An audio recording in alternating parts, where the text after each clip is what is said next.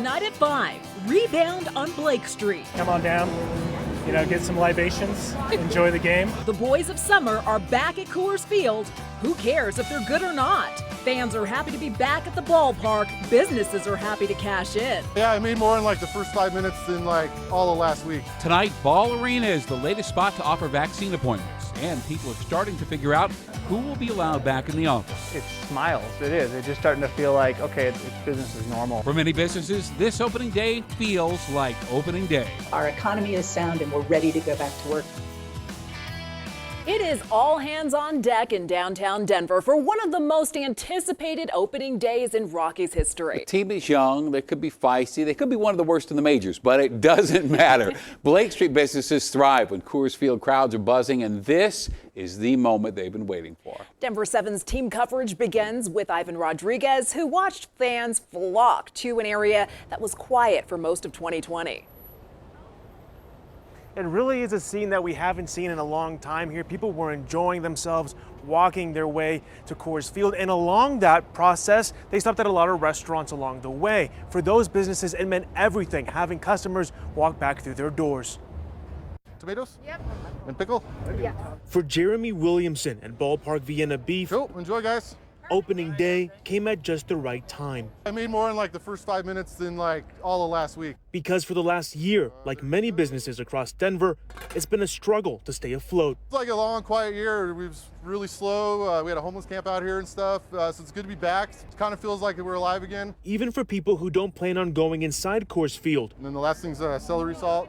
It's the secret ingredient. It's all about the environment and living in the moment, unlike anything we've seen in the last year. I think it's like turning the corner where things are going to go back to normal, and this is the first step, and summer's coming, and it's hope and just a whole new outlook on good stuff coming instead of being stuck in your home. Down on Blake Street, Cherry Cricket Ballpark is also seeing an increase in customers. A bit of fulfillment, excitement, just so happy to have people around us again, safely around us. I would say today is one of the busiest days. We've progressively seen an increase in sales and guest counts as time has gone by, but today is definitely busier than it's been. When it comes to people wearing masks around the stadium, it's been a mixed bag. But when people walk inside Cherry Cricket, Samantha Taxon says they're not loosening up on any restrictions. There's absolutely no loosening on any precautions. We're still doing all of the high wiping every 15 minutes, making sure, surfaces are clean with the peroxide, and everything is just, we're taking extra precautions. Because although opening day is a great start, the goal is to keep the momentum going for the long season ahead. Because of capacity restrictions inside the stadium, the overall crowd size wasn't as big today as it was in other opening days. Still, for businesses, it was a much-needed boost. Live across Coors Field, Ivan Rodriguez, Denver7. For all of our spirits, it's a much-needed boost. Ivan, thanks for that. And business leaders all across the state say they're feeling more optimistic about the economic outlook this year. In fact, CU published this data today. They surveyed 300 business leaders across different industries, and they are all feeling better about the outlook in 2021. But cautioned it could be more than a year before the unemployment rate returns to pre-pandemic levels of 3%. Current Colorado rate is 6.6%, and that is worse than the national average. Lance Hernandez continues our team coverage from downtown Denver tonight. Who's the biggest diehard fan you found out there, Lance? Well, that's an easy question. Behind me, if you look, you can see all kinds of purple. But over at Coors Field today, we saw a guy with a hat clear up to here and another guy with hair even higher. And we're just so excited. It's been over 500 days since they've had fans in the ballpark. We came out here today to support the Rockies and kind of just get back to a little bit of normalcy. Fans came by the thousands for opening day, but the atmosphere still a bit subdued. I just said to him, just don't have the crowds, do they? You're always hopeful in the first game of the season. You're hoping maybe things are going to turn around a little bit and see them go like crazy. No one more pumped than Josh Pugh. They call me the Mile High Mohawk. Pugh says it takes about 8 hours to prepare for the game. Both he and his hair standing tall for the Rockies. I love baseball, I love our team, and being here is just amazing right now. Thank you. And check out the scene at McGregor Square. It's fantastic, we couldn't ask for a better day. It's gorgeous. They did a great job with McGregor Square. They have this massive screen out here that you'll be able to watch some highlights and games that's going on. I mean, first time I've been here. I don't think really just is the first time to come. So it's been exciting. Come on down, get some libations, enjoy the game. It's great to be out. It's great to have this weather and to be back to semi-real baseball with the activities. Of course, the crowd is half of what it normally is, but it's a great feeling to get baseball going again. And you can see the people on the grassy knoll watching the game on the big screen, which you can see reflected in that window above them. I'm live here in the McGregor Square Plaza. This is going to be the place to hang out during the Rocky season. An entertainment venue. It's going to have restaurants. It's got a nice hotel, a number of one bar, and a food hall. That's still about a month and a half away, but you'll have to come down and check it out. Live at McGregor Square, Lance Hernandez, Denver 7. First opportunity I'm there. Thank you, Lance, very much. Now, fans are back, as you saw. Dinger is not.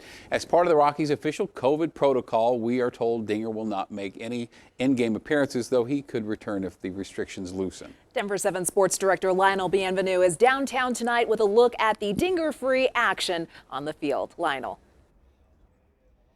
Yeah, guys, I can actually see Lance down there in McGregor Square as we are live here at the new Raleigh Hotel at McGregor Square. We're on the rooftop deck here overlooking Coors Field. Look, it's beautiful, bright sunshine. We are outside. We are socially distanced, so we're enjoying ourselves. And you know what? Coors Field is right there. You can almost see the game from here. Almost, but the view cuts off right at field level.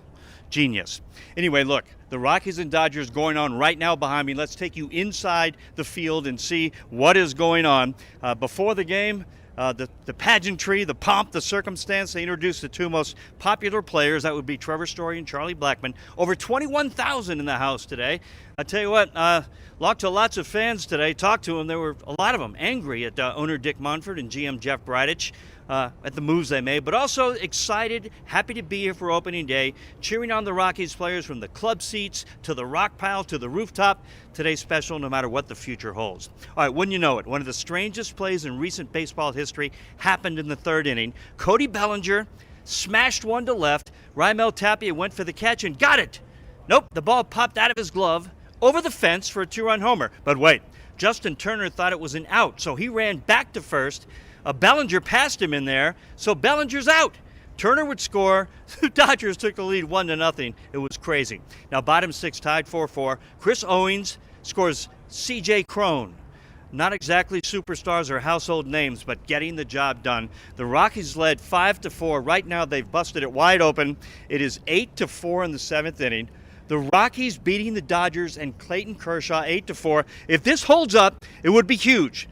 The Rockies would be in first place. The Dodgers would be in last place after one game. Look, we'll be back with the final score and complete highlights from Coors Field. But so far, just a great day, great weather, great everything so far on day one, guys. Oh, what a day. Thank you, Lionel. Enjoy yourself out there. The state of Colorado is considering a ban on Native American mascots in public schools and colleges. Any school which kept its old mascot will be fined $25,000 per month starting next June.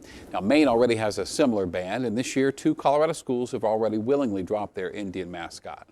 Today, Colorado will pause to mourn Ricky Olds, one of the 10 innocent lives lost during last week's mass shooting in Boulder. Olds managed the King Soopers in Boulder. Friends and family say she had an infectious laugh and a smile that could light up the room. Ricky lived life on her own terms. Like Ricky was going to do what Ricky thought was right, and if it didn't work out, Ricky would change and do it a different way.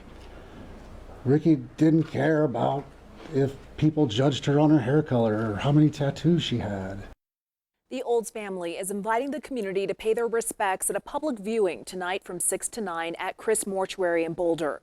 A celebration of life is happening next Wednesday at 11. It'll be open to the public as well.